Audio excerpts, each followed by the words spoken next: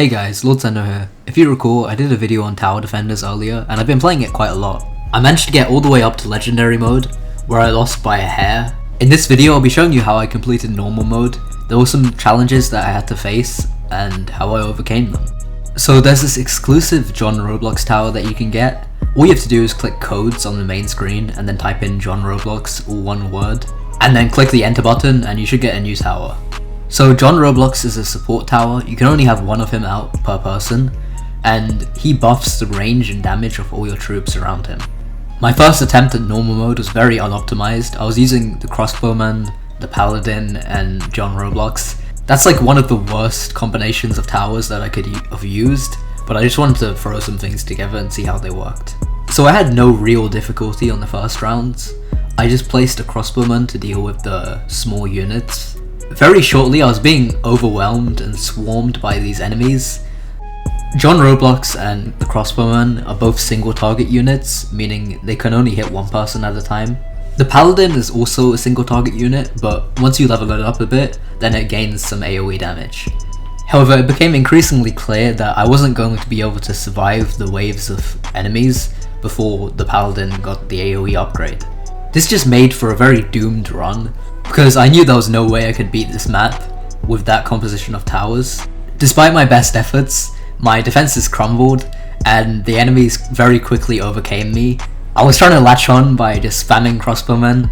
It was sufficient for the first few rounds, but the problem was there was a dark peasant rush, which was when loads of enemies spawn at once, and my crossbowmen just don't attack fast enough to deal with that. So it became very clear to me that I need AoE units if I'm gonna deal with this. This first run ended in a crushing defeat, and I knew I had to take my revenge. So it was back to the drawing board, and I decided to run John Roblox, crossbowmen, and Magi. So Magi are an early to mid game magical damage unit, which are really just jack of all trades. They have access to early game AoE damage and late game single target damage, which are the two things that we really needed because the crossbowmen fall off late game and we don't have any early game AoE damage. As well as this, Magi have some cool utility options such as time manipulation, which should help us out quite a lot in the late game. So we start off by placing a John Roblox right in the middle of the map.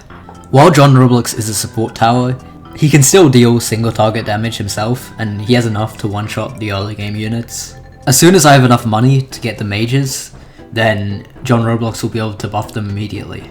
These units are getting dangerously close to our base, but with John Roblox's buff, we should have enough range to deal with them all. I went ahead and bought a crossbowman to fortify the defenses and help John Roblox deal with these early game units. The early start isn't that bad, and assuming that we can survive until we get the mages, then we should be fine. I don't really skip waves until it's really safe enough that I can just do it without having to worry. The next few waves was just me alternating between buying crossbowmen and upgrading them so that I had enough damage to deal with these units. I decided to skip this wave solely because I had enough money that if I skipped it I would be able to buy the mage, and that's what I did. I got the Magi and it was just smooth sailing from there. The Magi could easily take out the weak units while leaving crossbowmen and John Roblox to deal with those who are more tanky. My next course of action was to upgrade my John Roblox so that he can buff the range of my mages more, so that we can start hitting people from across the map. That same dark peasant rush which ruined our last run was very easy. It was a trivial thing. The mages could kill the dark peasants in 2 hits, so by the time they even got halfway they were dead to the AoE. I then focused on buffing my Magi.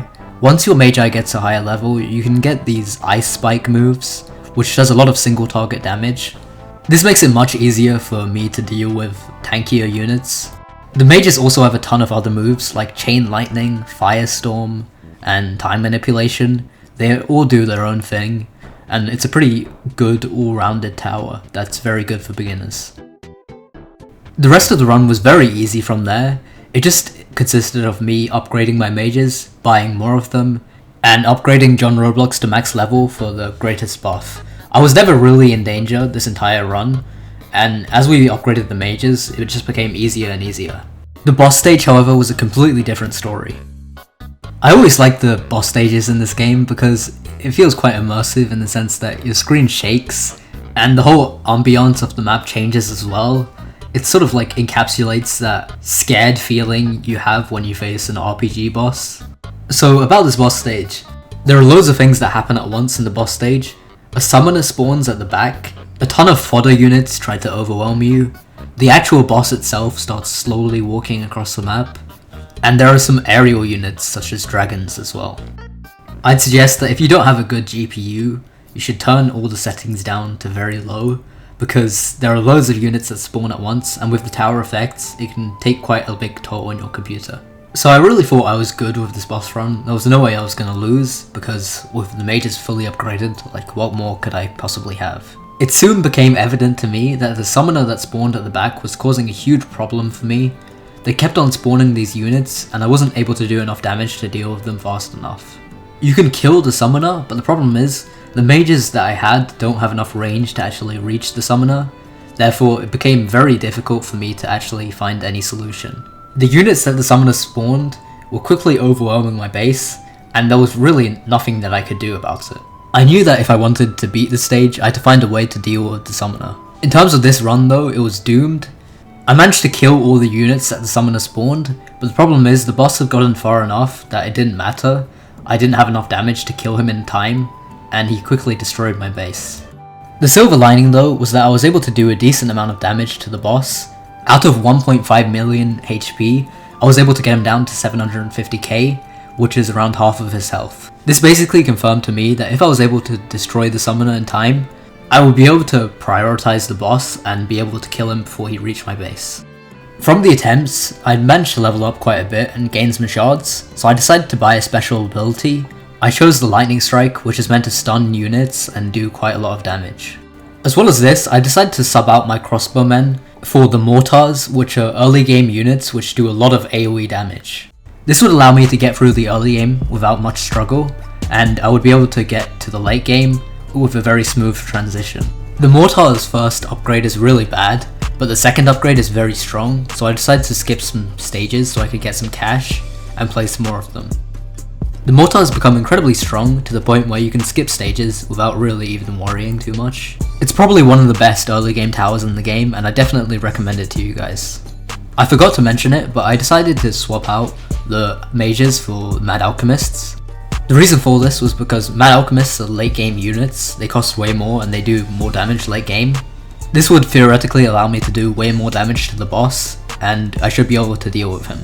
If you combine this with the early game safety of the mortars and the buffs of John Roblox, you're looking at a successful run. Mad Alchemists and mortars also have great synergy too, because Mad Alchemists actually shred enemy armor, and mortars are weak against enemies with lots of armor.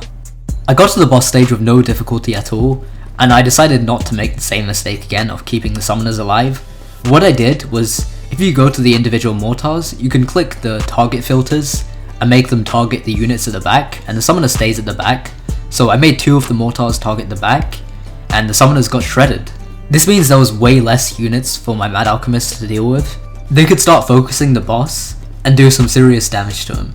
I went on to clear this stage without much struggle, and I repeated it a couple of times with some other people as well to test out some new strategies. Normal mode was under my belt, and then later on I decided to try hard mode and legendary mode as well. If I have any advice for you guys, it's to make sure that you're using an optimal combination of towers. You have to have a strategy when you're playing this game, or you're just not going to win. You should have a plan for the early game, the mid game, and late game, and how to deal with the boss. If any challenges come up along the way, then just take note of them, and then try and solve them the next run. This is the case for any linear video game. If you use this formula, you're guaranteed to at least improve, if not succeed. Thank you guys for watching this video. I hope to see you in the next one. Peace out.